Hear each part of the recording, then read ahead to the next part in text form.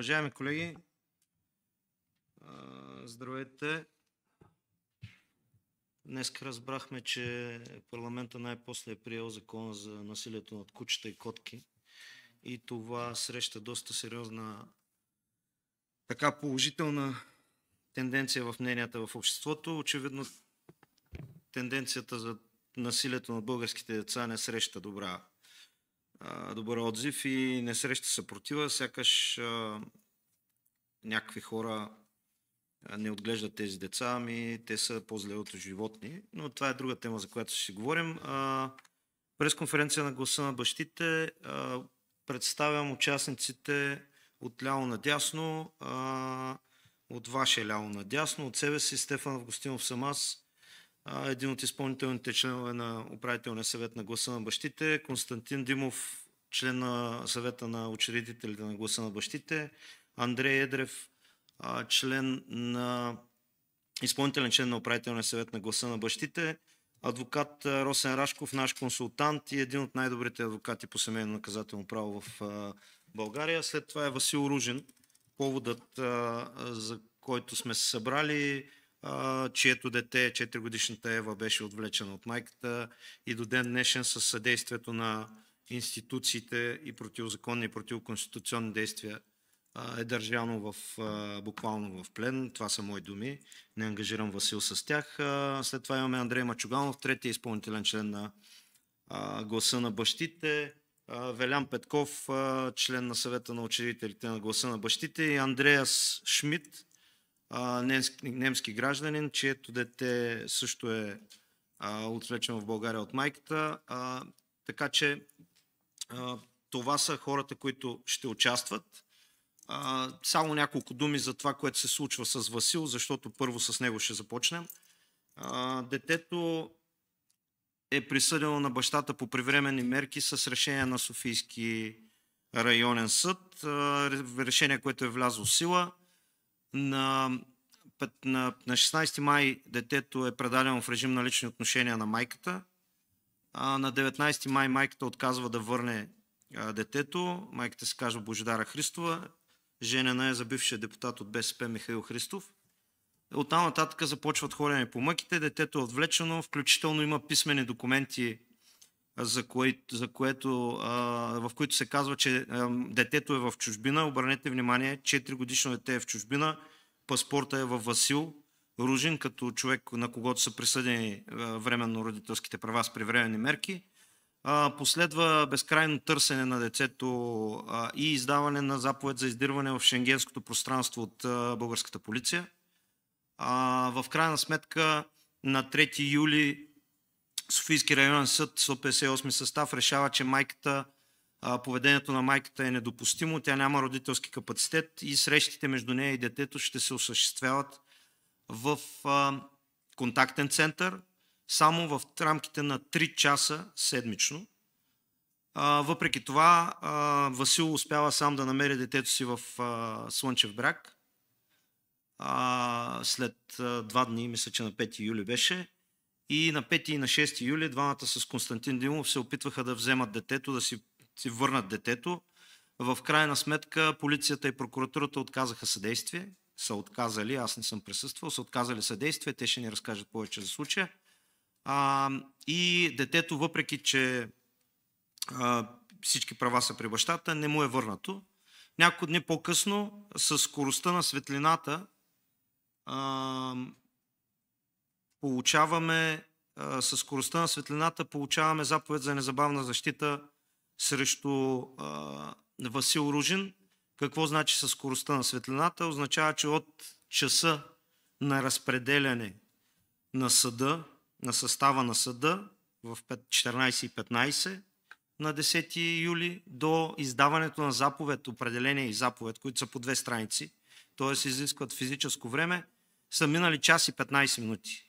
Съда в Плевен, районен съд в Плевен, издава заповед за незабавна защита в рамките на час и 15 минути. Това, разбира се, е напълно законно, но е физически невъзможно.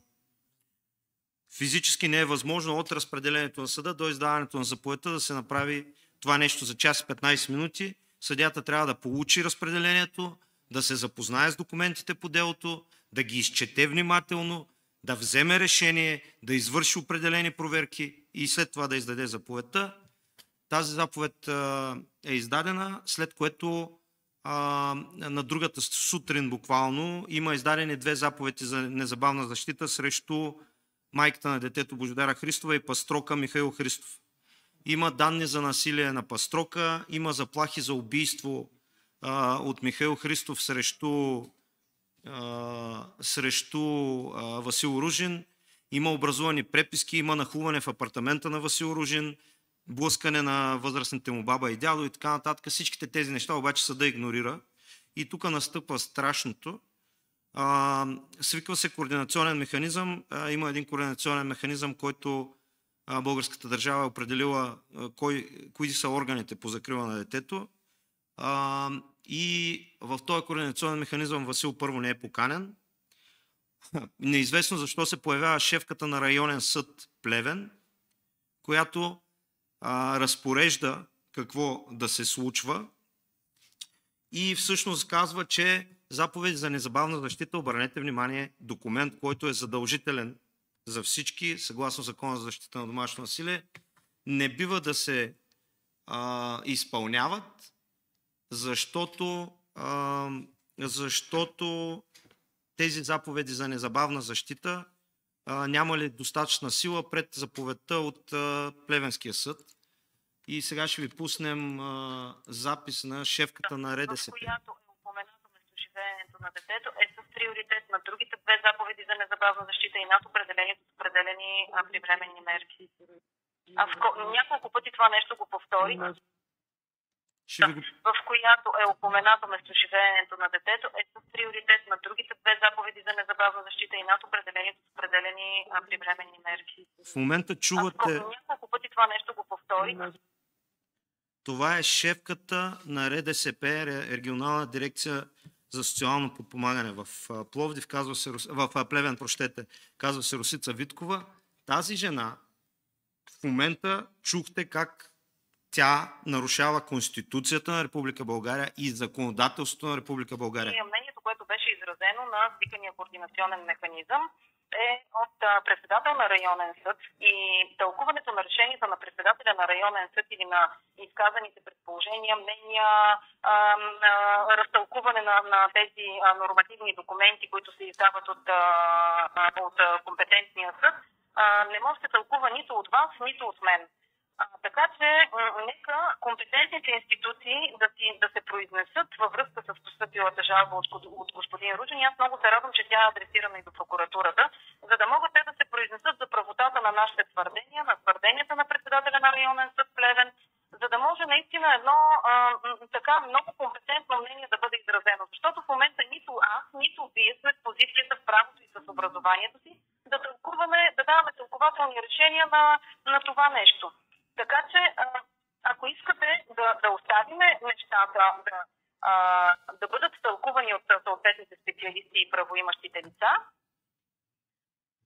Значи тук пак Росица Виткова, чухте я много добре, казва, че каквото е казала шефката на районен съд, това е и че тя като председател на регионална дирекция социално подпомагане отказва да тълкува.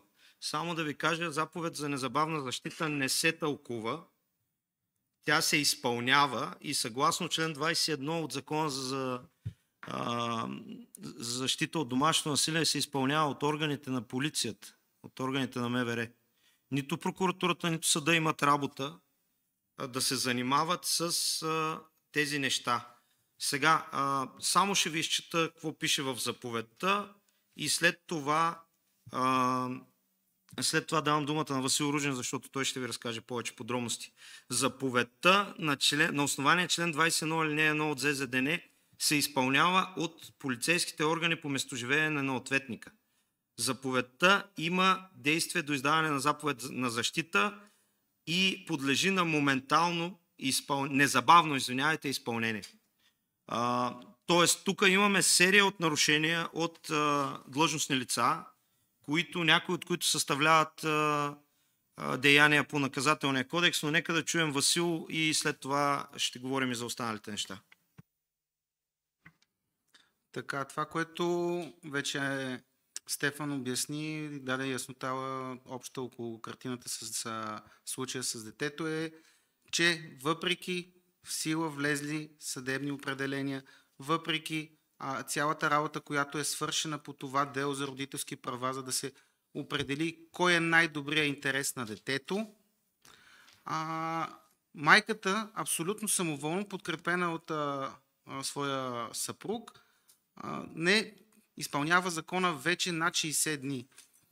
Още първия път, когато й дадах детето, отново го задържа, отново тогава трябваше да ходя да го търся с полиция.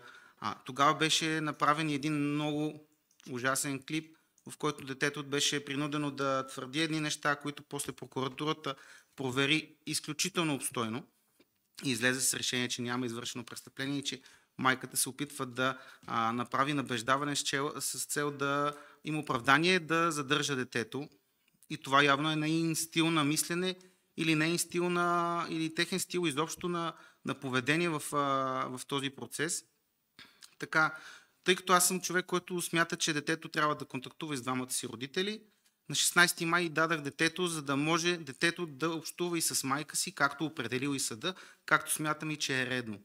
Това, което направи тя обаче е, че още на 18 май си изключи телефона и твърдеше в по-късен етап, че детето е било болно, даже изпратила бележка до съда, че в момента, в който детето се оздравее, ще бъде върнато незабавно, което така и не става до ден днешен, напротив. В публичното пространство във Фейсбук бяха излезнали снимки, че на 18 май детето, въпреки твърдението на майката, че е болно, присъства на сватбено тържество, видимо в отлично здраве.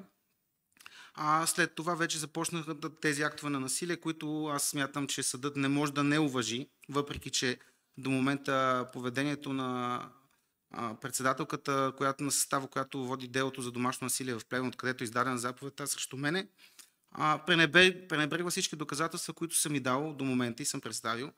Това е брутално отношение към мен, обиди, включително и по телефона в присъствието на детето, и е крещяно и съм бил обиждан, което е наистина не е за ушите на едно малко дете на 4 години, което е било отглеждано и от двамата си родители, включително и от мен е в предимство.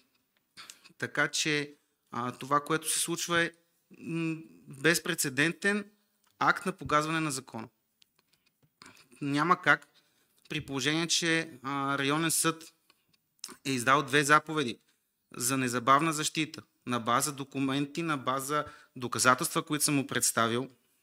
В същото време районен съд Плевен издава същата заповед и двете са абсолютно равни по стойност и това, което казват и адвокатите е, че те няма как да бъдат тълкувани, но в случая се позволява на един координационен механизъм да биват тълкувани и да се дава превес на една от тях. Защото това някакси не е... Първо, че за мен не е законно, това тук ще се произнесат по-юридически подготвени хора, но 2 заповеди, доколкото аз знам, насрещни и двете имат сила, детето трябва да бъде изведено в защитена среда, да не коментираме, че е определено местоживеенето на детето още март месец с определението за привременни мерки. И няма как някой, нарушавайки закона, да получава облаги от нарушението на закона, като твърди, че детето вече, защото е при нея, незаконно задържано, има право да иска статут на уседналост и да иска от съда да премества делата в Плевен. Незнайно защо, явно там се чувстват по-сигурни. Всички дела имат молби, които са в София, от майката да бъдат премествани в Плевен за подсъдност там, което е абсурд, защото детето, когато е заведено делото, е живяло, родило се в София и целият му живот е минал в София и само защото майката го мести абсолютно самоволно и го задържа и нарушава съдебните решения, да иска такова изменение. Другото, което прави много голямо впечатление, че заповедта за незабавна защита е издадена за около час и 15 минути от разпределението в съда. Доколкото съм запознат, чисто технически час и 15 минути е много малко време, че да има съда или съдята време да направи тази предварителна проверка за законността или за твърденията в исковата молба и в декларацията по член 9. Какво се случва? В случая за час и 15 минути вече има издадена заповед, уведомени са всички райони, дори и дирекцията социално подпомагане е уведомена, за да сигнализира на частния съдебен изпълнител, който в същия ден трябваше да извърши принудително предаване на детето, тъй като майката отказваше на всички доброволни покани да върне детето според решението на Софийския районен съд. Това е, което искам да внеса като яснота и като да се замислят хората, има ли възможност това да е абсолютна случайност, че в деня, в който трябва да се бъде предадено детето, вече имаме заповед за незабавна защита и социалните изпращат писмо на частния съдебен изпълнител, той да не осъществява предаването на детето. Тук изводите всеки може да си направи сам.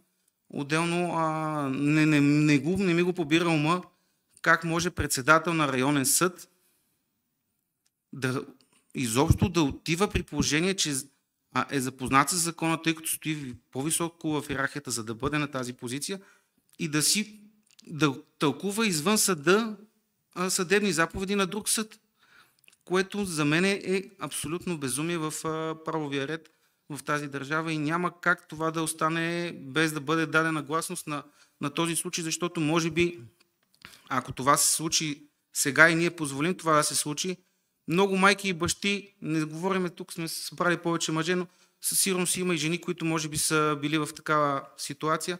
Това не трябва да се позволява, този закон и тази заповед за незабавна защита да дерогира абсолютно всички други решения на съдилища за родителски права, където оценяван родителски капацитет. Да не говорим, че тази същата майка, по нейна инициатива беше издадено съдебно решение да бъде направена експертиза, разпореждане да бъде направена психологична експертиза.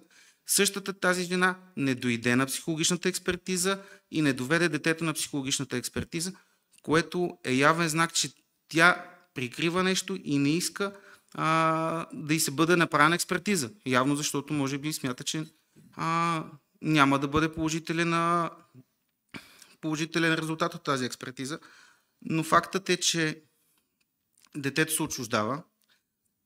В момента детето ми е подложено на психически тормоз.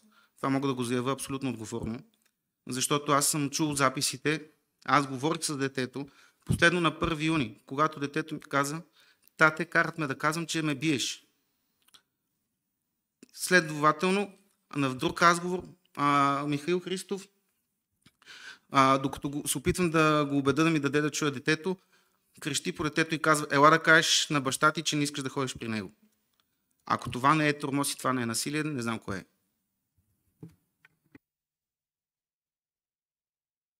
Може би само да допълниш и за заплахите за убийство, защото ги споменах и аз, и за нахлуването в апартамента.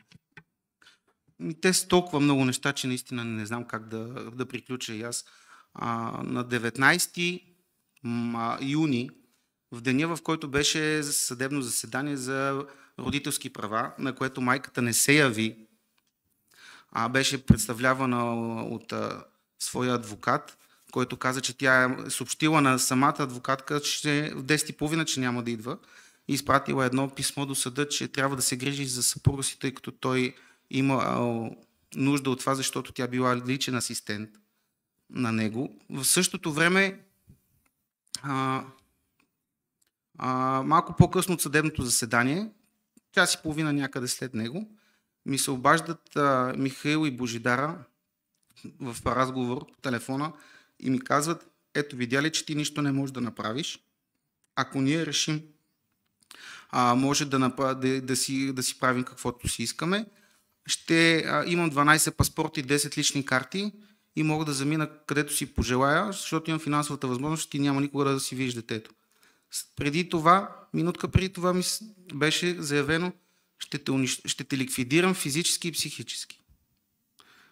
Час и половина след съдебно заседание ми се обаждат и ми казват: ти нищо не можеш да направиш, защото ще те ликвидирам психически и физически и ако решат, ти няма да си видиш детето. Случая за влизането в къщи, докато аз съм с детето в Пирогов, защото е с бронхит, прояви сериозна усложненост, започна да кашля повече, отидох в Пирогов, за да направим снимка и да видим дали трябва да сменя терапията. През това време Михаил, Божидар и брат на Михаил се качват до вратата на апартамента, слагат ръка на шпионката и почват да блъскат с думите "6-то район, отворете". Баба ми, която е на 83 години, ми се обажда и казва: "Васко, полицаи са на вратата, какво да правя?" Викам: "Щом са полицаи, отвори, ние нищо не, всичко е окей." При което тя въртва ключа на вратата, те я изблъскват и влизат вътре и почват да тършуват. Следователно се държат изключително арогантно към нея, нареждат и да им носи вода, да им носи нещо за ядене, седат в къщата ни, без да бъдат поканени, влезли, избутвайки жената, при което, тръгвайки си оттам, откраднаха и кучето. След това са твърдяли долу пред блока: "Ще ти върнем кучето, когато дадеш детето." Това, ако не е самоуправство, това, ако не е влизане в взлом, не знам какво е. Това, ако не е насилие, не знам какво е. Това е истинско насилие. А не това, което твърдат или по-точно майката твърди в една декларация по член 9, която е изпълнена с неистини. Там няма нито едно нещо, което да може да бъде доказано. В случая ме притеснява и поведението на състава на районния съд, тъй като той отказва да приеме доказателства, които пряко ме уневиняват и доказват, че аз не съм извършил каквото и да било насилие. В това число отказва и да изиска докладните записки от полицаите, когато отидох на 19 май пред къщата да поискам детето с полиция, и полицаите, когато отидаха до портата и попитаха къде е детето и майката, бащата има съдебно определение, иска да си вземе детето, и Михаил Христов най-демонстративно каза: "Вие халюцинирате, тук дете няма", и си тръгна. Прибра се навътре. А в същото време твърда, че на тази дата аз съм хвърлял бутилка по детето, което е абсолютна лъжа. Благодаря на Васил. Ситуацията е изключително тежка. Този случай е еманация на това, което може да се направи с една фалшива декларация по Закона за защита от домашно насилие. Майка с очевидно липса на родителски капацитет пише една декларация, взема си детето и е на път да го унищожи. Но това тепърва ще видим какво ще се доказва. Сега отиваме към Андреас Шмидт. Днеска е деня на Свети Андрей, 3 Андреевци на масата. Андреас Шмидт е германски гражданин, синът му Виктор Шмидт е германски гражданин на 9 години, което Анди не е виждал от 5 години и половина. Пак с помощта на Закона за домашно насилие той даже прекара 10 денонощия в ареста, от които 10 денонощия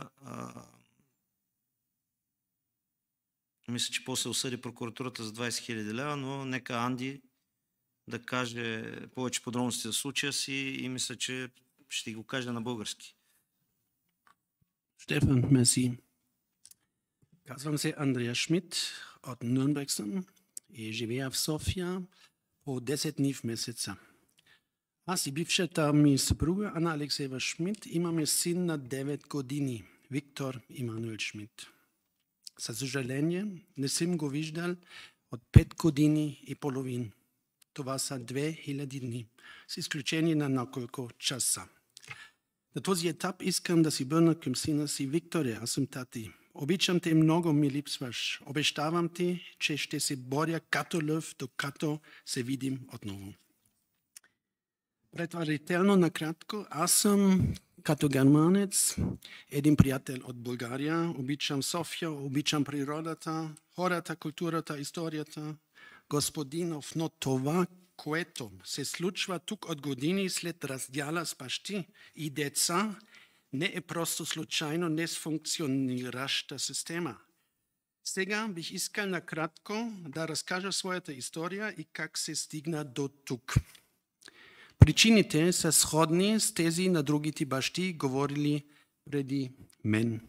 Една гневна майка, която инструментализира детето, за да отмъсти на бащата. Много агресивни и неетични адвокати. Проблемна организация като фондация Анимус, която съветва майките как да си отдърват от бащата. Един експлозивен закон за защита от домашно насилие, с който само въз основа на невярно твърдение може да се получи заповед за незабавна защита, съгласно член 9. Бившия ми ме записа с 6 дела като бомбардировка. В крайна сметка всички до едно бяха отвърлени. Основният проблем в България е, според мен, че съдебни решения за режим на лични контакти по никакъв начин не могат да бъдат изпълнени. Както и фактът, че в голямата си част съдилищата, полицията, прокуратурата и отделите за закрила на детето просто наблюдават безучастно. След преместването на майката с Виктор в България през 2019 година имах 60 щастливи дни с него в София въз основа на германското съдебно решение. Заедно откривахме града, църквите, парковите, бънджи джампинг и така нататък. Щастливото време между баща и син очевидно не се харесва на майката. И след като германския съд в рамките на моята визивна жалба беше на път да ми присъди споделено родителство, а именно 10 дни в месеца, майката предприе действия, подкрепена от неетичната адвоката Сарухи Садикян и по-късно Ивелина Виденова.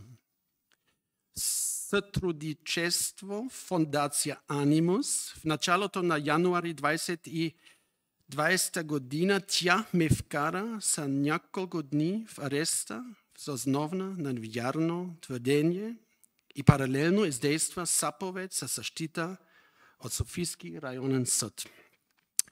На съдия Снежана Чалакова и бяха нужни точно 17 месеца за 2 експертизи и 3 свидетели. Поради тази причина не видях детето си почти 2 години. Успоредно с това фондация Анимус включи против волята ми детето в социална програма и в продължение на няколко години по възлагане на майката и без каквито и да официален мандат многократно твърдеше в писма до съда, че има данни за домашно насилие без нито едно доказателство. Нито една друга експертиза назначена от съда, че потвърди това по никакъв начин. По-късно Анимус, Ани Тодорова, се опита незаконно да повлияе на вещите лица в подело за родителски права. В първото производство в 2019 година Анна твърдеше, че съм крещял пред детето и съм я заплашвал със смърт. След 2-годишна пауза видях сина си отново. Целенасочена манипулация беше вече факт. Виктор ми каза, мама ми разказа всичко. Ти лъжеш, още от раждано ми и никога не си искал да се родя. След трети сигнал за защита от домашно насилие, подаден въз основа на лъжливи показания, в продължение на няколко седмици се видях с Виктор за по няколко часа в контактен център, отворени врати. Отново имахме много хубави моменти заедно. Месеци по-късно най-накрая получих от Софийски район съд при временни мерки и видях детето с продължение на 4 месеца, със съжаление, само за по няколко часа. Въпреки, че беше забранено, майката присъстваше и почти всеки път викаше полиция без основателна причина и завеждаше нови дела за защита от домашно насилие. Той като майката не изпълняваше адекватно решението, съдията препоръча да се започна процедура по принудително изпълнение при частен съдебен изпълнител. Когато обаче посвинихме на вратата с мобилна група от отдела за закрила на детето оборище и съдебния изпълнител Базински, тя повика полиция, подаде жалба срещу нас в 5-то районно управление и съведе четвърто дело за защита от домашно насилие срещу мен. 5-то районно Тя се е почувствала тероризирана от нас.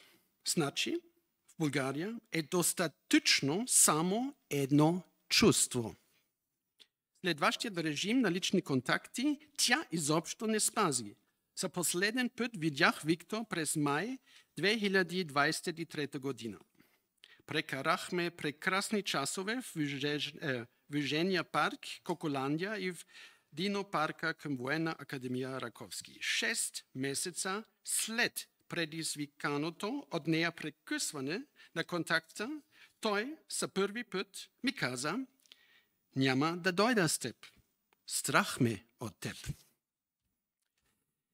И през това време майка му го снимаше с смартфона си, то също като в видео с отвличане на исламска държава. Въпреки това отидох 15 пъти до входната вратата на определените от съда дати, за да му покажа, че съм до него. На практика, всеки трети път Ана отново викаше полиция или се опитваше да започне ново дело за защита от домашно насилие. Изпълнително производство не доведе до нищо. Тя получи една единствена глоба, която не плати. Прокуратурата и полицията не можеха или не искаха да направят нищо. Когато обаче аз инициирах производство за защита от домашно насилие срещу майката, съдия Кържева Гаджева заяви: да, умишленото родителско отчуждение, продължаващо с години, в известен смисъл наистина е форма на насилие, но това би следвало да се разгледа по-скоро в едно производство относно родителски права. Ясно е. Съдите не желаят да квалифицират родителско отчуждение като домашно насилие. В противен случай би се наложило да лишават и майки от родителски права. Толкова е просто. Преди 2 години вещите лица установиха умишлено родителско отчуждение от страна на майката в ущърб на детето.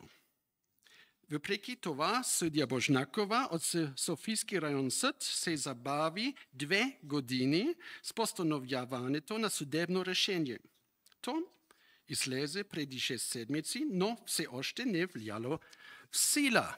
Чак след решение на 3-та инстанция, може би 1 ден, след година и половина, не знам. Поради тази причина сегашното ми валидно решение е на 8 години от Германия. Виктор беше бебе. Въпреки че съдията установява, че родителско отчуждение, умишлено прилагано от майката, е форма на насилие в ущърб на детето, тя оставя родителски права на майката и ме определя режим на лични контакти, който, както вече казах, години не се изпълнява.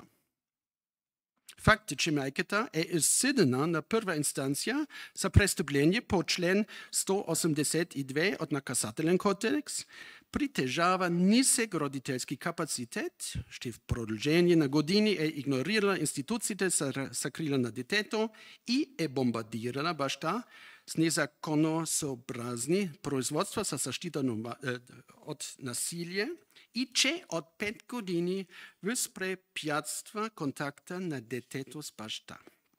Всичко това не мотивира съдиката да възстанови контакта на Виктор с мен. Представете си само, нито ДСП Слатина, нито съдиката по производство срещу майката по закона закрила от домашно насилие, защита от домашно насилие, нито съдия Божнакова считат за необходимо сега, след 5 години, да бъде назначена психологическа програма Дете, баща, майка. След като отделя за закрила на детето, оборище беше много активен преди 3 години и дори писа на прокуратурата, че предполага извършено от майката престъпление срещу личността на детето. Сега от 1 година чакам задължителна заповед до майката от ОСД Слатина за участие в социална програма.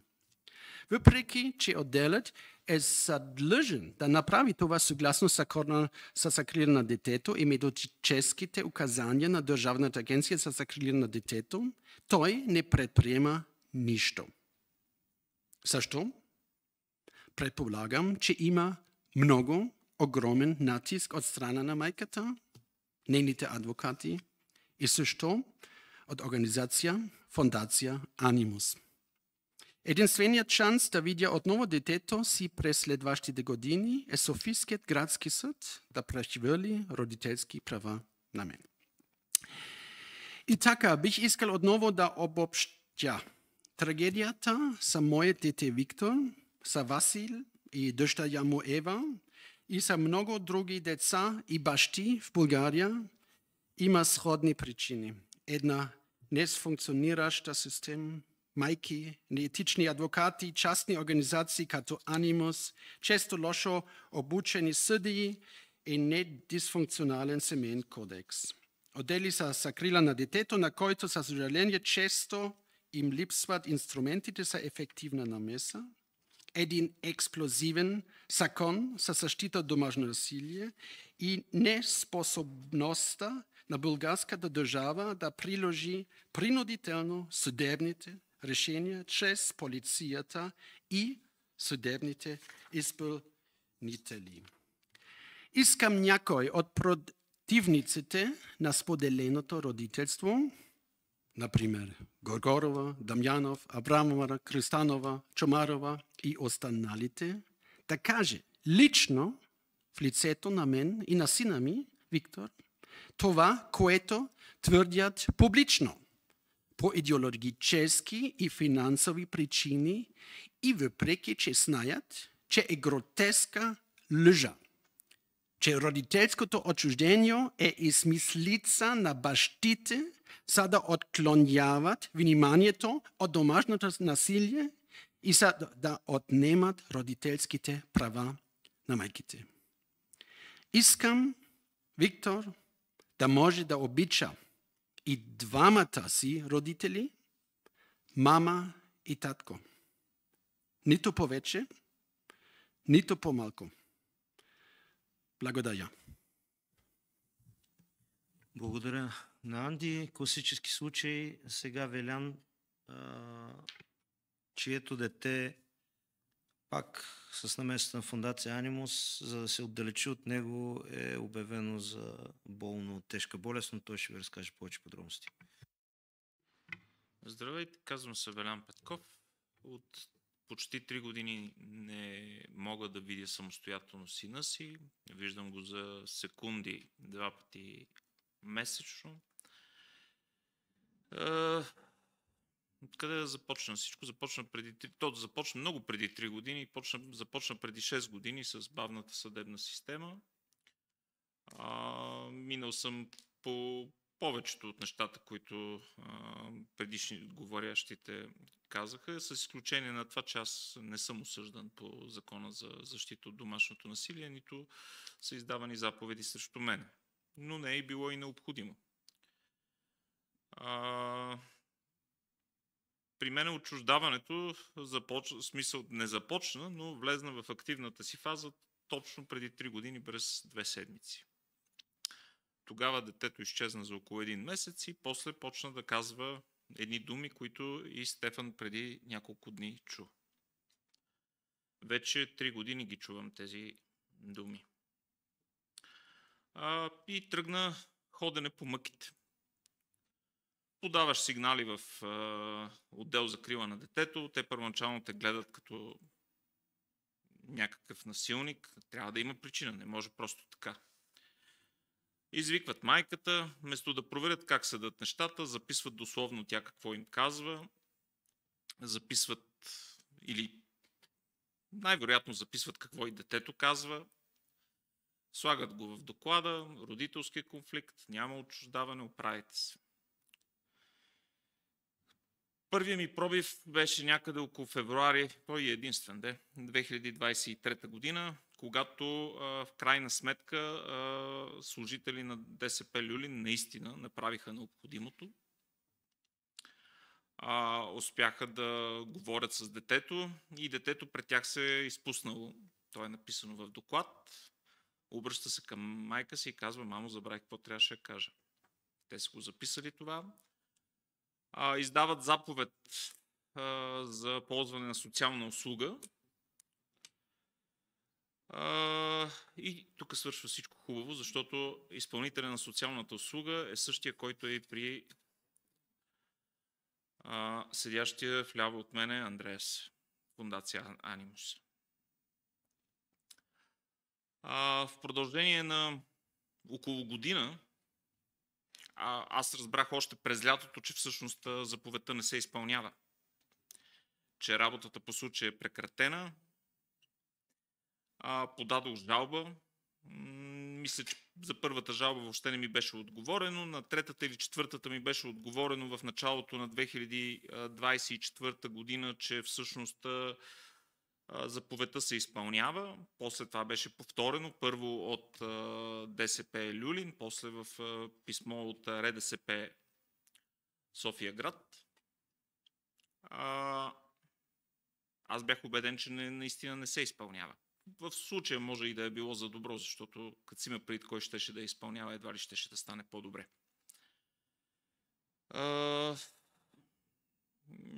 Най-страшното стана, когато в края на 2023 година, началото на 2024 година, при поредната смяна на училище на сина ми, без да ме пита който и да е, и без въобще да знам, установих, че всъщност сина ми е с издадена епикриза от Пловдив за тежко неврологично състояние.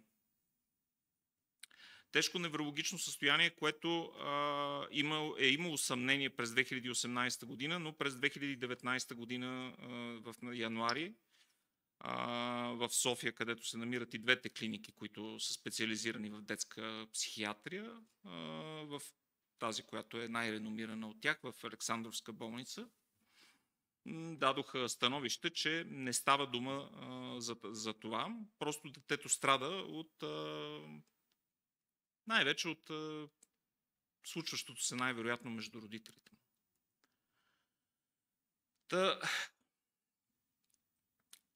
Тогава разбрах, че сина ми от 14 ноември се е водил, че е в хоспитализация в Пловдив, в психиатрия.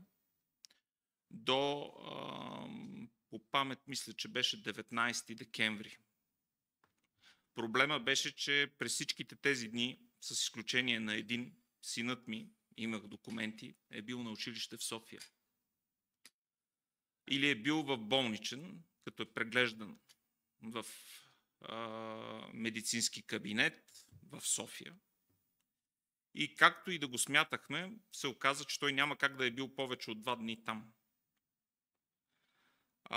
Резултатът от епикризата, аз успях с поредното училище да се свържа, показваше, че сина ми, освен това неврологично състояние, имал и умствено изоставане, или по-скоро граничен интелект. Това е близко до умствено изоставане. Нещо, което винаги съм бил убеден, че той няма. В епикризата бяха написани ужасяващи неща, че той практически не разбира текст, не разбира сложни изречения. Наистина изключително тежки неща да прочете един баща, който, не виждайки детето си, почва да се съмнява, че това всъщност наистина може и да е истина. Като сламка за удавник се появи едно становище от вече бивш учител на детето, в което пише, че детето няма никакви обучителни затруднения. Учи бързо, много бързо схваща, има страхотна памет. Нещо, което ми бяха казали в първото му училище. В третото училище, в което посещаваше, след около 1 месец установиха същото, че детето всъщност няма абсолютно никакви обучителни затруднения. Той има поведенчески проблеми, които както могат да се дължат на неврологични особености, така и обикновено и най-често се дължат точно на отчуждаване, какъвто е случая.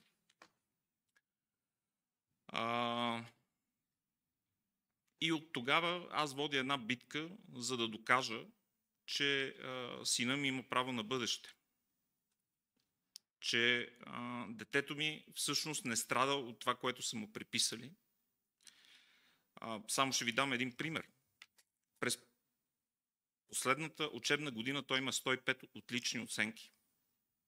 Или може би са 110, не съм сигурен. Някъде 105 или 110 бяха последно. Нито една различна оценка от 6. Това не може да е дете, което има какъвто и да е дефицит. Но в крайна сметка и разбрах защо се е появила тая епикриза. Това е в момента обяснението детето да не бъде обследвано от независим експерт. Защото е ясно, че ако независим експерт го обследва, ще бъде установено че той се отчуждава, и Б, че той не страда от такива състояния. През всичките тези месеци и години стигнах до документация от въпросното изследване в Пловдив. Детето, което в момента се твърди, и това се даже подкрепя в някои от отговорите от отдел закрила на детето, се страхува от непознати хора. Аз питам как това е така, при положение, че това дете е ходило до Пловдив поне 2 пъти с автобус с отиване и връщане. Това не е мое твърдение, между другото. Сменило е 4 училища. Ходило е 105 пъти на лекар. Тоест, той е бил и е виждал стотици непознати хора. И получавам невероятни отговори от типа на той се справя добре в училище, защото вечер учи с майка му. Как може дете, което има такова неврологично състояние или има граничен интелект, след цял ден в училище да учи вечер? Това е абсурд. Това е невъзможно. Тъй, че аз установих по лошия начин, че има и по-страшно нещо от това да не си виждаш детето. Благодаря ви. Аз само с едно изречение да обобщя, преди да отидем при Андрей Мачуганов, който му забиха токче в главата и го осъдиха за домашно насилие. Това е система, момичета. Система, която работи, включително да се изкарват деца болни, включително да се изкарват бащи насилници. И тази система всъщност съсипва българските деца. Андрей, заповядай. Андрей Мачуганов, изпълнителен член на управителен съвет на Гласът на бащите. Аз обещавам да бъда кратък, тъй като времето напредна. Васко Ружин ни събра с неговия пресен, абсурден, изцяло извън всякакви законови рамки случай, но както чухте и от Немеца, и от Велян, и от Васко, нашата болка на бащите е една и съща. За съжаление, приоритет на нашето сдружение още от създаването му е борбата срещу закона за домашно насилие в този си вид, който е в момента, защото той е един инструмент и една бухалка за отстраняване на един родител, в повечето случаи това са бащите. Аз много вярвам, че няма случайни неща. Не е случайно един прекрасен сериал в момента по националната телевизия го повтарят, Деня на бащата, с един прекрасен български актьор Захари Бахаров, който е създаден 2019 година и разказва точно за нещата, през които ние всички, макар и с малки разлики, но почти еднакво, преминаваме тук присъстващите. Накратко за моя случай, въпреки че той е... Аз трябваше да дам максимална публичност, за да потърся справедливост. Преди да разкажа накратко за моя случай, в момента този правен абсурд, в който е Васко, аз не знам, той ходи по медии, ние в момента сме в БТА, търсейки помощ от държавата. Нашата организация е изцяло политически необвързана. просто молим за някакво съдействие, защото беззаконието на този баща, който има родителски права, без начина по който го мачкат в момента, за да не бъде той с детето си, въпреки че е оценен като родителя с по-голям родителски капацитет, просто е тотален абсурд и трябва някаква помощ от държавата, защото в момента просто той е емблемата за това, което се случва, срещу което ние, гласът на бащите, се борим. Накратко, моя случай, имам 3 прекрасни деца, 2 от които са от брака ми, който вече приключи. Аз имам така злочестия опит с домашно насилие, още когато заведох исковата молба да се разведа с бившата ми вече съпруга. Тя тогава, в един от пътите, в които отивах да видя моите дъщери, преди тя да по нейно решение да ги отведе в София, без въобще да... Тогава живеехме в град Ловеч, без въобще да го съгласува с мен. В един от пътите, които отидох да ги видя и ги видях за малко и вече бях завел март месец 2020 година дело за развод. Съответно, аз получих призовка за дело за домашно насилие, като тя твърдеше, че в един от пътите, в които аз съм отишъл да видя децата, съм я ударил пред децата, имаше извадено медицинско, разбира се, за което в хода на делото имаше експертиза от вещо лице, патоанатом, който изцяло опроверга твърденията, защото в медицинското ставаше въпрос за едни наранявания, които се доказва, че няма как за такъв кратък период да придобият такъв размер и такъв цвят, но въпреки така експертизата, която опроверга твърденията на моята бивша съпруга, аз бях осъден, разбира се, с най-малката мярка, да се въздържам от домашно насилие. Ние, татковците, я наричаме доживотната мярка, тъй като тя е мярка без срок и дори да бях обвинен в нещо, което реално не се е случило и това да беше доказано чрез експертизата на вещото лице патоанатом, аз си бях осъден да се въздържам, тъй като декларацията при липса на други доказателства се приема за такова. 2024 година, когато е още по-абсурдният случай, всъщност аз месец по-рано заведох дело срещу майката, тъй като бившия и приятел дойде и ми разказа за системен психически и физически тормоз и побой над двете ни дъщери. Той дойде и ми разказа, пусна ми записи, които за съжаление са достояние и в публичното пространство. Аз бях длъжен да защита интереса на двете си деца. Аз заведох дело с него като свидетел, с записи на бруталния физически и психически тормоз. Въпреки това на първа инстанция тя беше изцяло уневинена. В момента чакаме втора инстанция, но във връзка с тази случка на 10 април аз получих информация от адвокатското дружество, с което работя, че има издадена заповед за незабавна защита срещу майката. Тази дата случайно съвпадна с деня на едно от заседанията по бракоразводното дело тогава на първа инстанция. В момента, в който разбрах за тази заповед, аз казах, че на дело няма да се ява, нека моите адвокати ме представляват. За мен беше важно да защитя интереса на двете си дъщери. Обадих се на директорката на частните училища, в които те учиха тогава. Отидох, взех голямото си дете, отивайки да взема малкото си дете. Бях с адвокат от кантората, която искам да подчертая, че не е мой адвокат.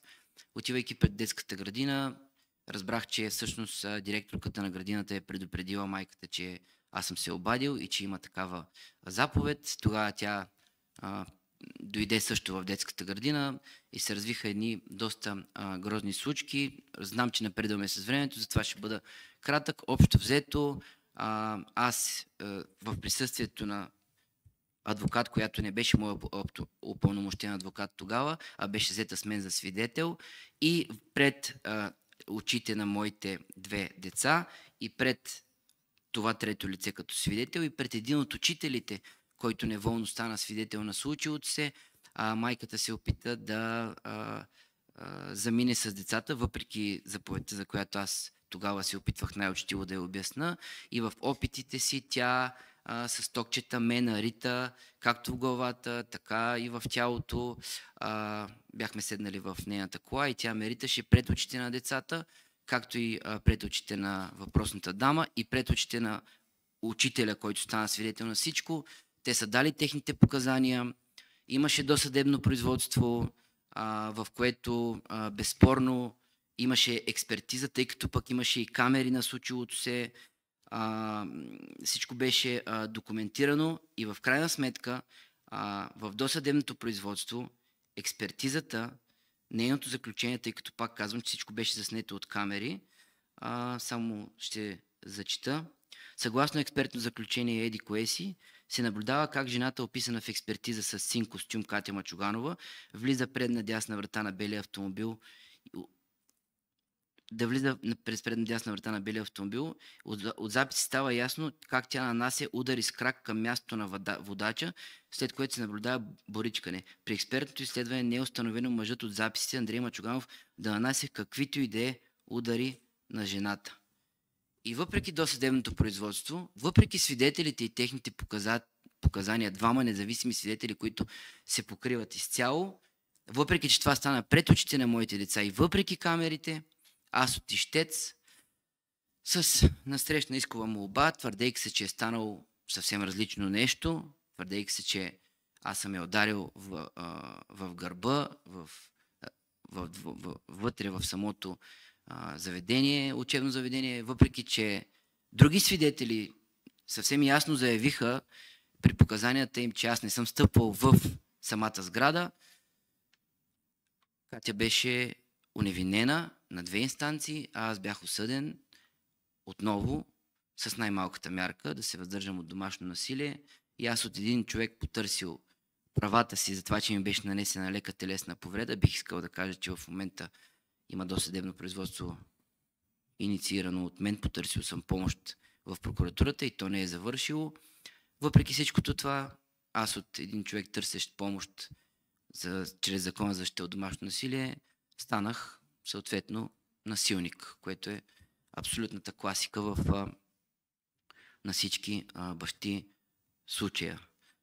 Общо взето, това е което искам да кажа. Ние се бориме за промени. Никой от нас не твърди, че домашно насилие няма.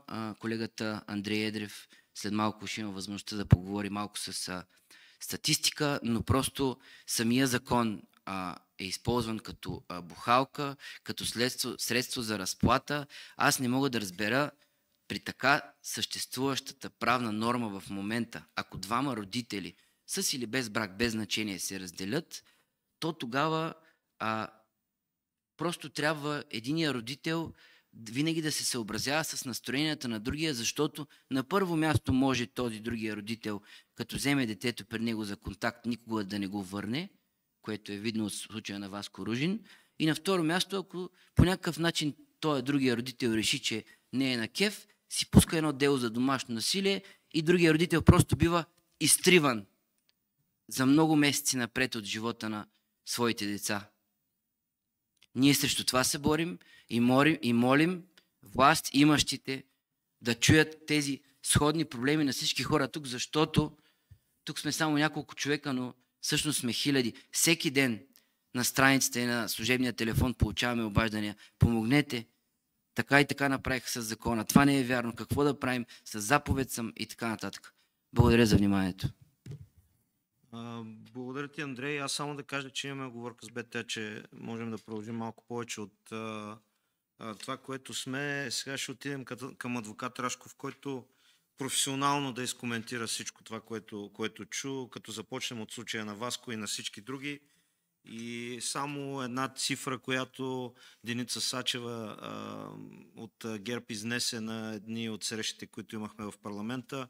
Около 50 000 деца или около 5% от всички деца, малко повече от 5% от всички деца на България са в изключително тежък риск за това, че не виждат децата си. Поставени са в ситуацията, в която са нашите деца тук.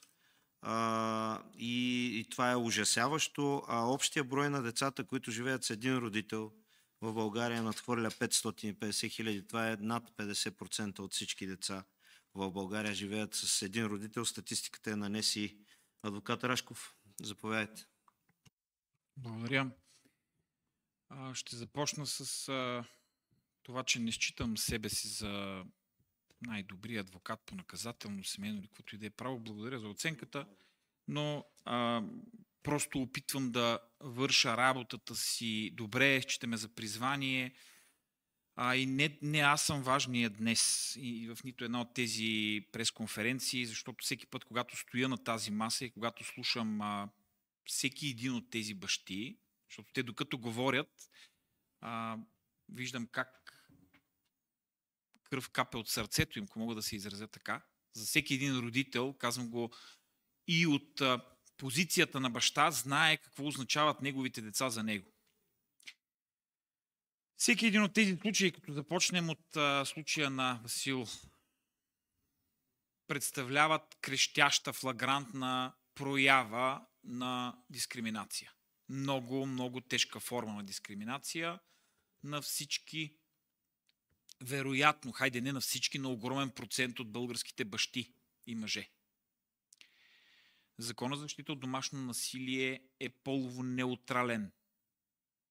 Тоест той не прави разлика какъв е пола на молителя и какъв е пола на пострадалия. Или поне не би трябвало да прави, за съжаление обаче. На практика, казвам ви го от позицията на наистина много хиляди са заседанията, в които сме видели вече, моята практика наистина е богата, много наказателни и такива дела семейни, които са пряко свързани с това. За съжаление, показва, че тълкуването на съда и подхода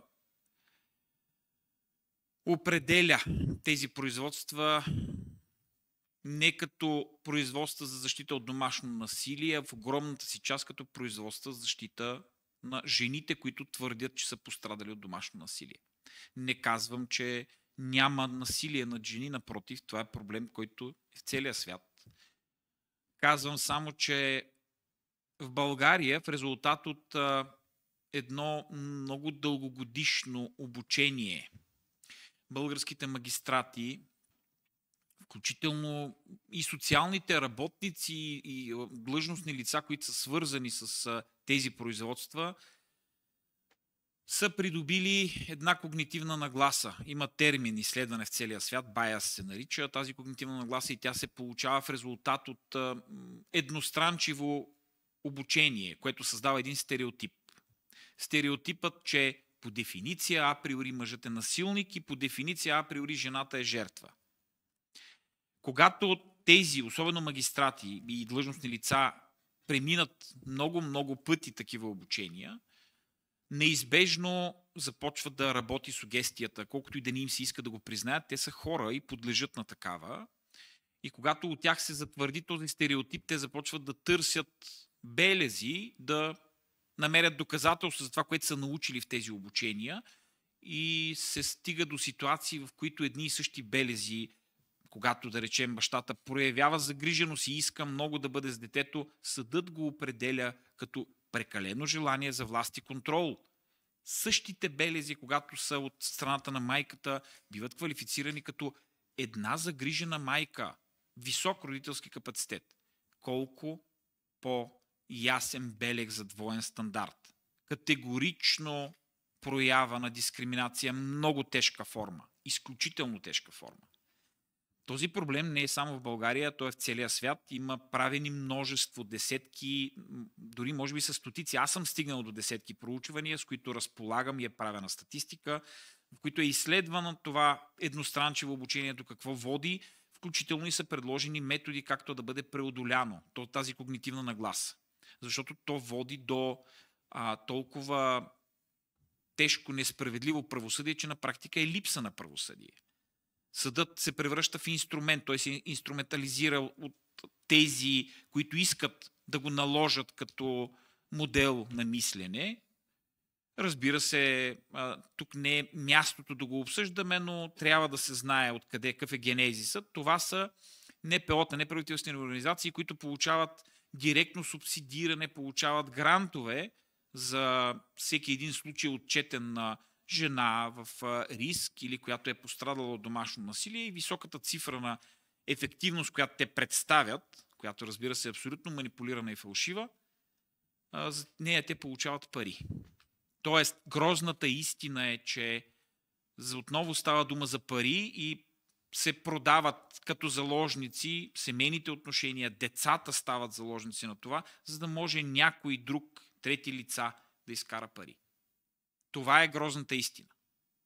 Много съжалявам, че толкова нисък е интереса на българските медии, защото те не осъзнават всеки един от тези представители, че утре той може да е мишената и той може да бъде под ударите на така, както се изразиха всички бащи на тази бухалка, но то действително този закон се е превърнал в това.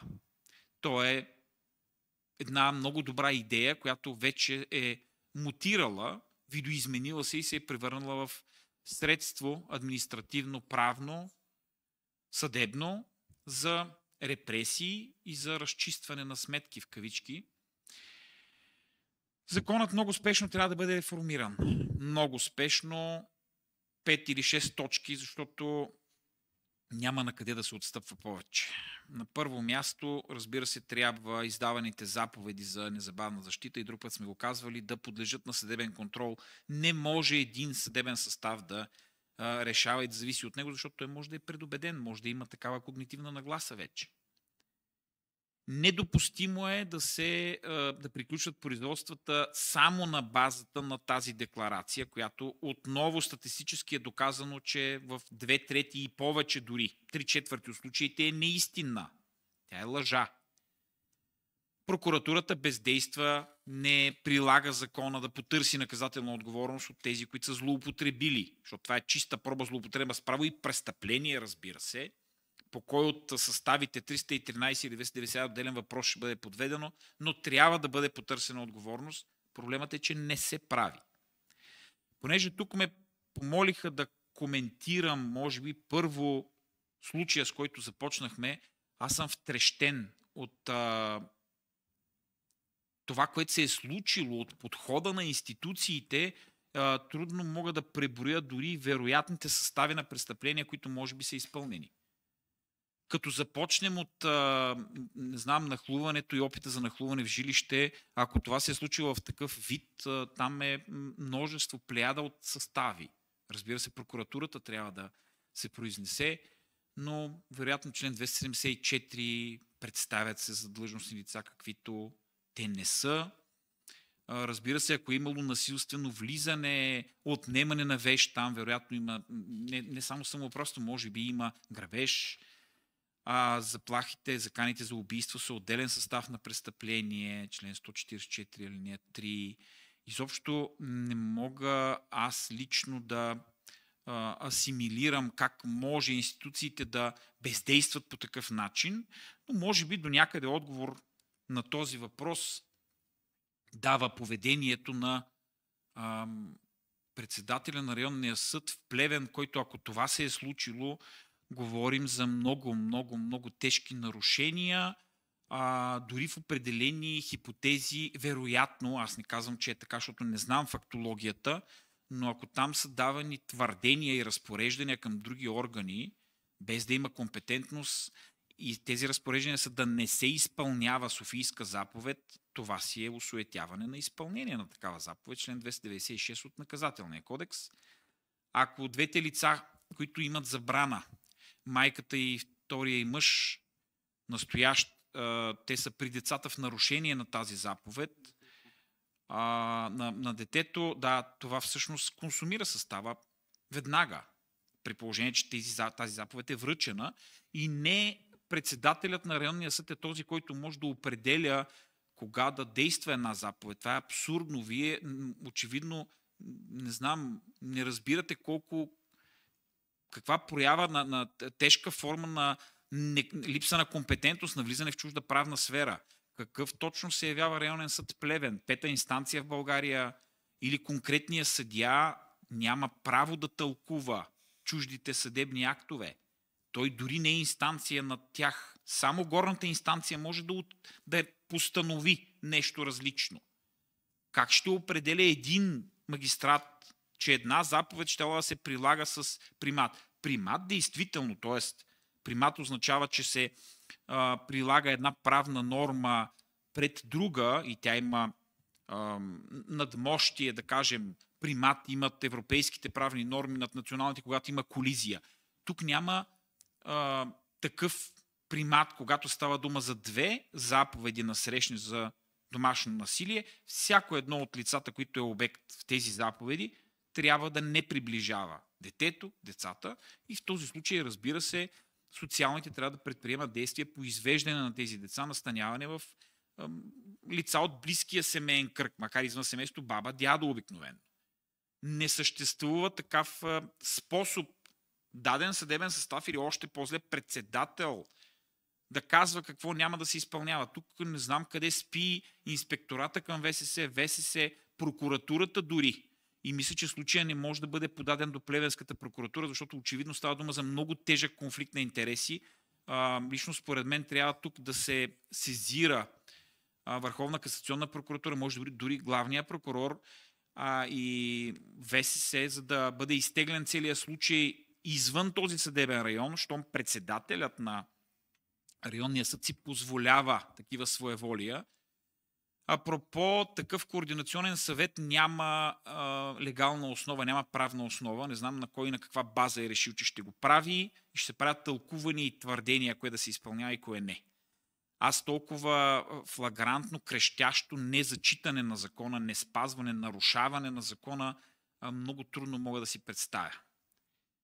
Случай е наистина много плашещ, защото очевидно формата на дискриминация и случаите на дискриминация са стигнали вече нови висоти или по-скоро нови дълбини, копаем дъното.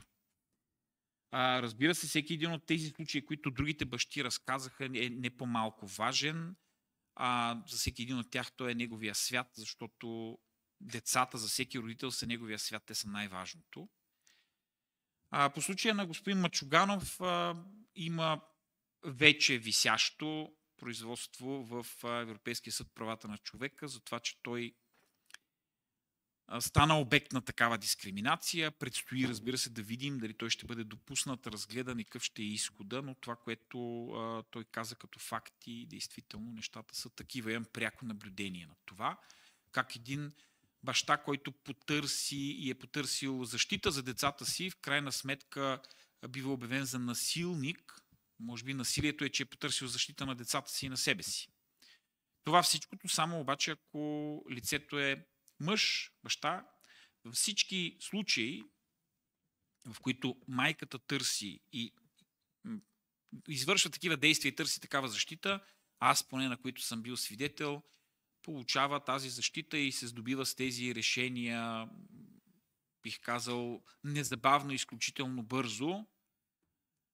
Отново в районен съд, в окръга на Плевенския съдебен район, ще го нарека, тъй като актовете са на окръжен съд Плевен, имаме случай, в който един и същ съдебен състав постановява контрадикторни, т.е. противоположни съдебни решения, само в зависимост от това при една и съща фактическа обстановка, извършени действия на психическо насилие от единия родител към другия. В единия случай, когато молител е майката, абсолютно съда казва, няма значение какви са били мотивите, това е домашно насилие.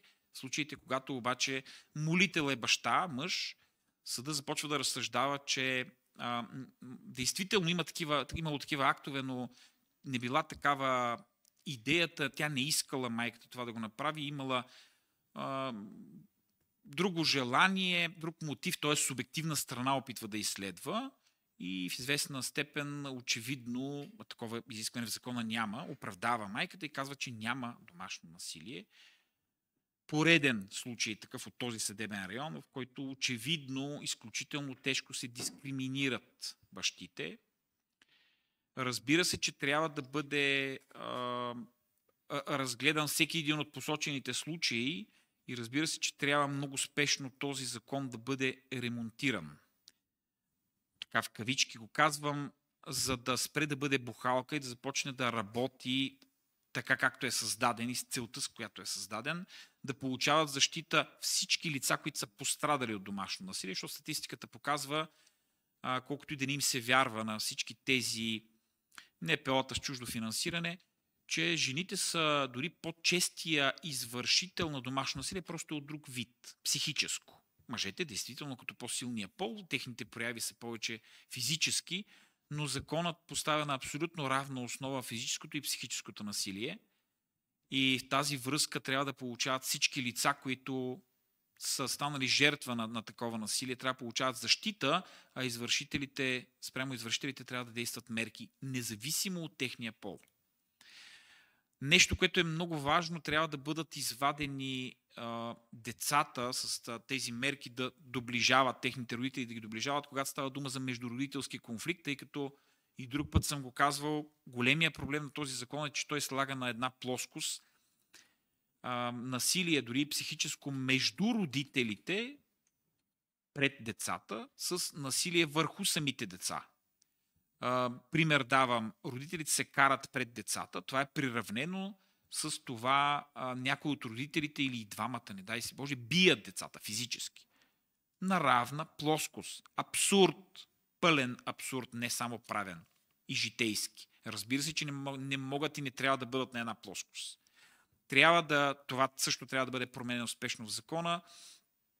Тогава, когато става дума за конфликт някакъв между родителите или твърдение за такъв, да не дават възможност на съда, който, по мое мнение, очевидно е повлиян, вече е предубеден в стереотипа, е влязал, че мъжете са насилници, а жените жертви, да не се дава възможност законодателно той да лишава родителите от възможност за връзка с децата, когато имат конфликт помежду си. Нека да не се доближават самите те, но да могат да виждат децата си, защото това в крайна сметка даже не са важни родителите, разберете го, важни са децата.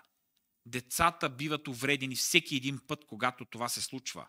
Децата имат нужда от майка си и баща си по-равно и в еднаква степен.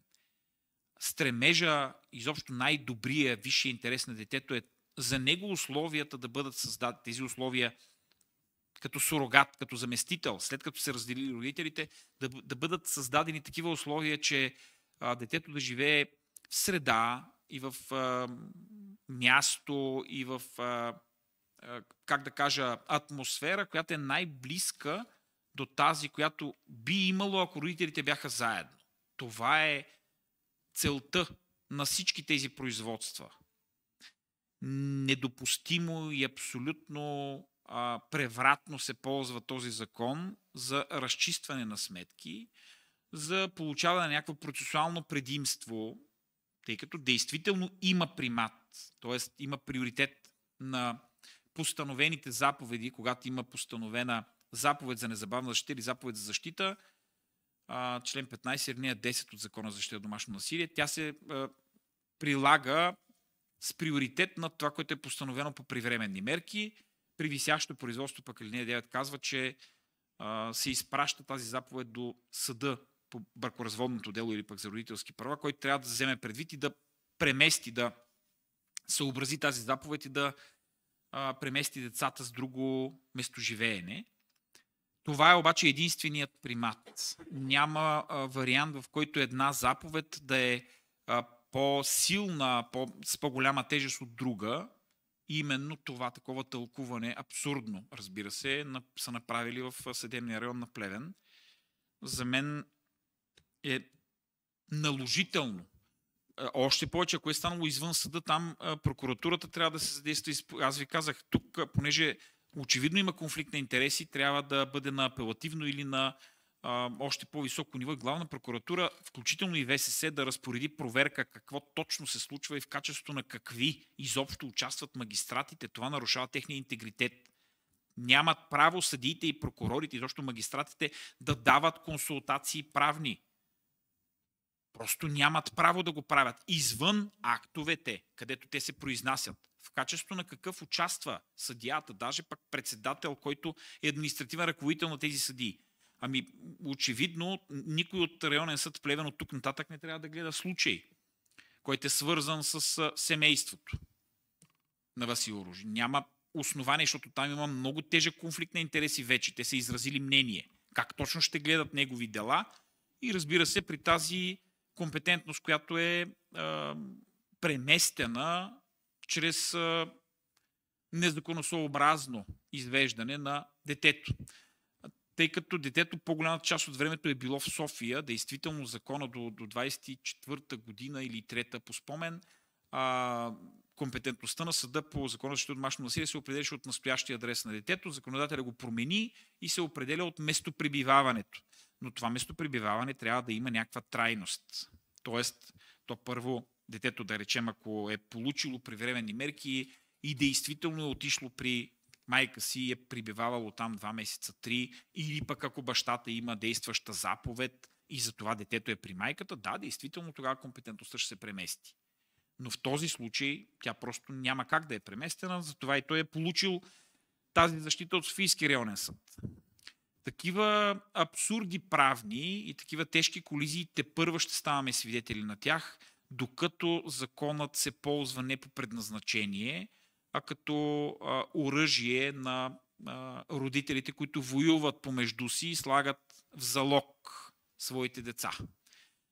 Спасението, разбира се, е законодателят да не спи, а много бързо да реагира и да ремонтира този закон, който се е превърнал в оръжие в бухалка. С инстанционен контрол, разбира се, върху заповедта за незабавна защита, с изключване на някои от вариантите, казах вече, да няма как децата да не виждат родителите си за това, че те са се карали или че са имали конфликт, с невъзможност само на една гола декларация, която очевидно, че никой после не търси отговорност наказателно за нея, да приключва производство. Нека да е възможно заповедта за незабавна защита да започва с нея, но после трябва да се събират и други доказателства, да няма възможност да приключи само на базата на тази заповед. И разбира се, това, което отвориха част от бащите като проблем, тази вечна мярка по точка 1, тъй като действително в момента прилагането на най-леката мярка да се въздържа от домашно насилие, някои колеги считат, че тя била до живот. Това е абсурд. Не съществува такава мярка, тъй като мерките по този закон първо не са наказания, се оказва, че те са по-страшни от доживотния затвор. Тъй като при него има възможност за реабилитация, има възможност и за някаква последваща промяна, там да бъде заменено. Приключвам, аз съм потресен от ескалацията и скоростта, с която става и се проявява тази дискриминация. По-скоро всеки път се надявам да са намалели случаите или да сме тръгнали в правилната посока, но докато не започне да се правят обучения, които да са полово неутрални, които да обърнат тази когнитивна нагласа, мисля, че проблема ще се задълбочава. Благодаря на адвокат Рашков. Преди да дам думата на Андрей Едрев, само да кажа, че включително с наше съдействие от гласа на бащите, всички действия на шефката на председателя на районен съд Плевен и на останалите лица, които са нарушили тяхната компетентност с цел да навредят на Васил и на детето, ще ги дадем на съответната прокуратура и на ВСС, разбира се. Андрей Едрев, който ще даде един експлозивен финал на днешната пресконференция. Здравейте, казвам се Андрей Едрев и съм баща на децата Александър и Борис Едреви. Трудно се говори след адвокат Рашков, но аз съм по-скоро човекът в нашето сдружение, който много обича да пита.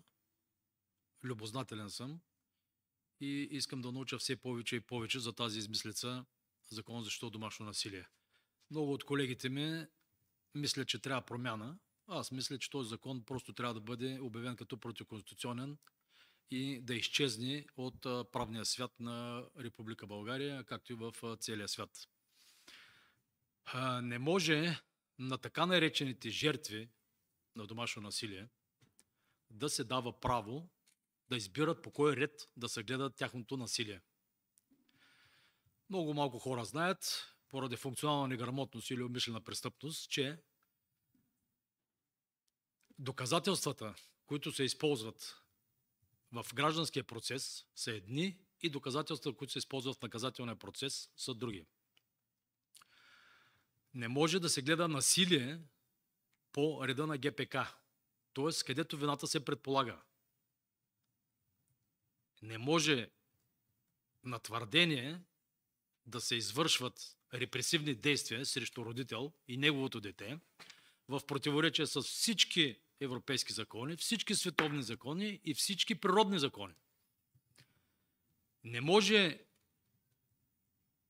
ако нямало други доказателства, заповедта за незабавна защита да се издава само на основанието на декларацията. Тоест съда гарантира издаването на такава заповед при правилно обучение.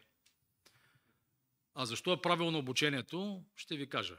Защото тази измислица Закон за защита от домашно насилие е въведена около 2005 година от Министерски съвет. Защо ли? След това, от 2005 до 2010-2011 година почти няма домашно насилие в България. Насилието, пак повтарям, има си квалифицирани състави за всяко едно насилие в наказателния кодекс, като започнете от закана за убийство, лека телесна повреда, средна, тежка, убийство в условията на принуда и така нататък, и така нататък. Само че реда на доказване е по НПК. И там има презумпция за невиновност. Т.е. никой не може да бъде обвиняван за нещо, което е извършил, ако не е обвинено за престъпление. 2012 година се започват много мощно финансиране, което да обучават съдии. Тук беше споменат инспектората на Висшия съдебен съвет. Онзи ден разбрах съвсем случайно, понеже съм на летен режим, че инспектората на Висшия съдебен съвет той е бил нелегитимен според Европа. И самото, да, и самия в самото ВСС. На тях съм изпращал изключително много информация и самите те, както и всички окръжни районни съдилища, отказват да предоставят информация на българския народ, кой води обучението на магистратите в Република България относно прилагането на Закона за защита от домашно насилие и Семейния кодекс. Кои са тези корифеи на правната мисъл, които обучават съдиите и казват как да действат?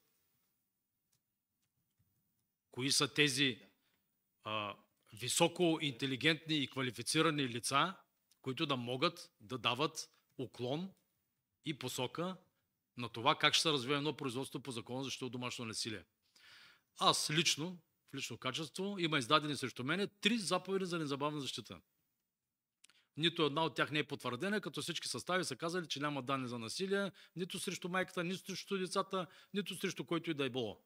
На тази маса, виждате 1, 2, 3, 4, 5, 6, 7, 8 бащи. Единствената причина, поради която те са тук, е, че тези хора са с изключително силно чувство за справедливост, огромна любов към децата си и изключителна психика. Защото повечето от жените, които са направили това, което те са направили с нас и с децата ни, завършват, знаете как, найлон, в куфър, багажник и така нататък, и така нататък. Винаги съм твърдял, че Законът за защита от домашно насилие създава насилието, защото не всички са с нашата психика. И за да прелеем тази статистика, която твърдят и ползват така наречените неправителствени организации, да вметна само, че всички заповеди за незабавна защита, които са ми издадени, не са потвърдени. След това съм подал жалба в прокуратурата за декларирана неистина пред надлежен орган на властта и прокуратурата излиза със становище, като отказва да образува досъдебно производство, поради това, че жертвата така са била чувствала. Да стигаме до така прочутата статистика на Европейския съд, в която пишат, че усещанията на жените, преживяли каквото и да е насилие при живота си. И тук България се нарежда на едно от така последните места, които ми подсказват. Тук с 11,9%. Последното е директно. Последно. 11,9%. Директно е последно място. България е държавата с най-нисък процент на домашно насилие в Европейския съюз. А вчера получихме една статистика за изнасилванията в Европа. На 100 000 жени България държи последно място. 1,42 жени. Англия с 109 на 100 000 и така прочутата държава Норвегия, която спонсорира домашното насилие в България по норвежкия механизъм, е с 41,50. Ние сме тръгнали насам, след 5 години ще поискаме тази статистика да я видим. И да минем към най-съществените неща. Единствената прокуратурата може да повдига в България обвинение за каквото и да било насилие. Така че домашното насилие, каквото е, и всяко едно друго насилие срещу кученца, котенца, коли, дървета, трябва да бъде в наказателния кодекс. И за това ви давам статистиката, която ни е изпратена за 2024 година. Общо наказателни дела за престъпления, извършени в условията на домашно насилие, разглеждани от окръжни и районни съдилища. 629 за 2024 година, от които решение 222 за цялата страна, за цяла година. Доказани насилници. Доказани насилници по реда на НПК. От които прекратени 347. Окръжните съдилища. Член 116 алинея 1 от 6А от наказателния кодекс, квалифицирани състави на убийство, от тях убийство извършено в условията на домашно насилие. За цялата 9 общо постъпили в окръжен съд. И с присъда едно. Всеки ден от телевизията ви облъчват всяка трета жена жертва на домашно насилие. Значи тук има 1, 2, 3, 4, 5, 6, 7, 8, 9, 10 мъже и 2 жени. Тези 2 жени трябва да са жертви на домашно насилие. 6 пъти.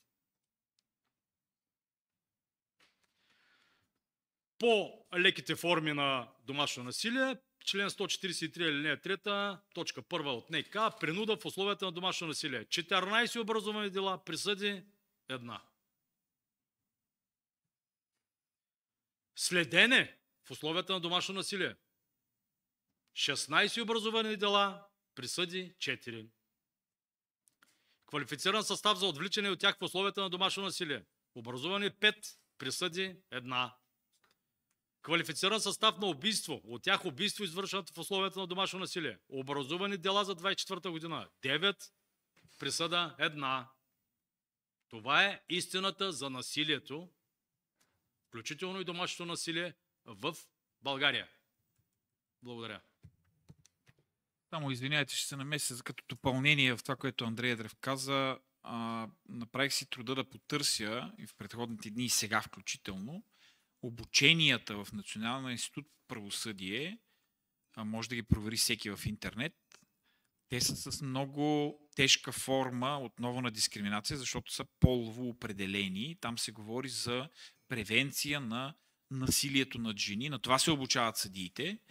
И нито един случай няма на обучение, където мъжът е жертва. Всеки може да се направи сметка, когато се проведат 200 такива обучения и всички съдии ходят само на такива, какъв ще е крайният резултат техните съдебни актове. Ами ето този е крайният резултат. Те току-що бащите го разказаха за 2 часа. Благодаря. Благодарим на всички и пожелаваме хубав ден, а за нас стискайте палци в борбата за децата.